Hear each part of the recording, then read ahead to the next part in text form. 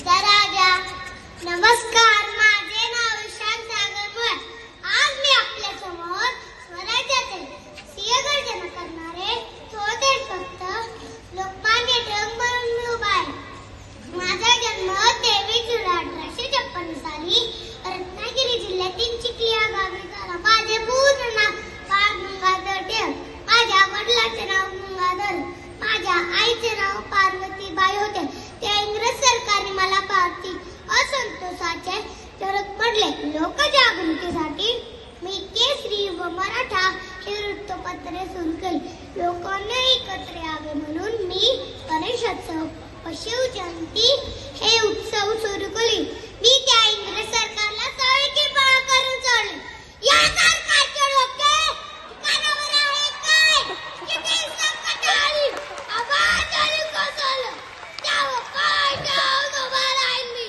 स्वराज्य हा माझा जन्मसिद्ध काय आणि तो मी मिळवणारच. जय हिंद, जय भारत, भारत माता की जय, भारत माता की जय.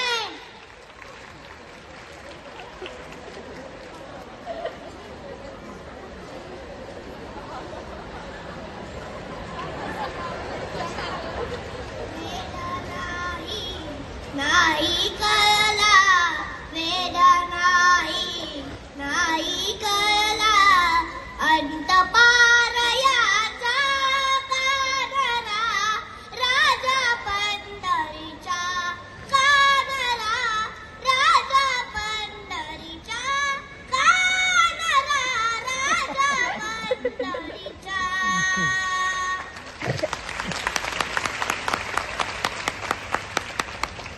नमस्कार, मी मंगेश पाडगावकर.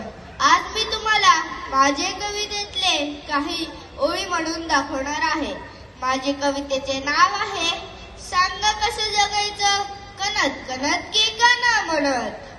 पेला अर्धा सरला आहे असं सुद्धा म्हणता येतं, पेला अर्धा भरला आहे असं सुद्धा म्हणता येतं. सरला आहे म्हणायचं की भरला आहे म्हणायचं, तुम्हीच ठरवा. सांग कसं जगायचं कणत कणत की गाणं म्हणत. डोळे भरून तुमची आठवण कोणीतरी काढतच ना. ऊन ऊन दोन घास तुमच्यासाठी वाढतच ना. शाप देत बसायचं की दुआ देत हसायचं, तुम्हीच ठरवा. सांगा कसं जगायचं कणत कणत की गाणं म्हणत. अहो, ओळखलात का मला? मी कोण माहितीये? मी बहिणाबाई चौधरी. आज मी आले आहे माझ्या कविता घेऊन. नीट लक्ष देऊन ऐका बरं का. पीक पिवळे पिवळे केली कापणी कापणी, पीक पिवळे पिवळे केली कापणी कापणी. हातामध्ये धराई खाली ठेवा रे गोपणी. मन वढाया वढाया उभ्या पिकतल ढोर. किती हकला हकला फिरी येत पिकावर. अरे संसार संसार जशात वाचुल्यावर.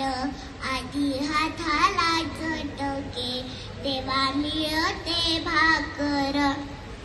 सर्वांना माझा नमस्कार. माझे नाव डॉक्टर माधवी वैद्य. मी आज आपल्या सगळ्यांचे खूप आभार मानते मला या कार्यक्रमासाठी बोलवले. मी आज मराठीची स्थिती आणि त्याची परिस्थिती या विषयावर 2 शब्द मांडणार आहे. आज मी मराठीची स्थिती आणि त्याची परिस्थिती या विषयावर 2 शब्द मांडणार आहे. आपल्या मराठीनं अनेक भाषांच्या शब्दांना आपल्यामध्ये सामावून घेतले आहे. अत्यंत उदारपणे उर्दू, हिंदी, इंग्रजी, मल्याळम अशा अनेक भाषांना मराठीने आपल्या कोशामध्ये सामावून घेतले आहे.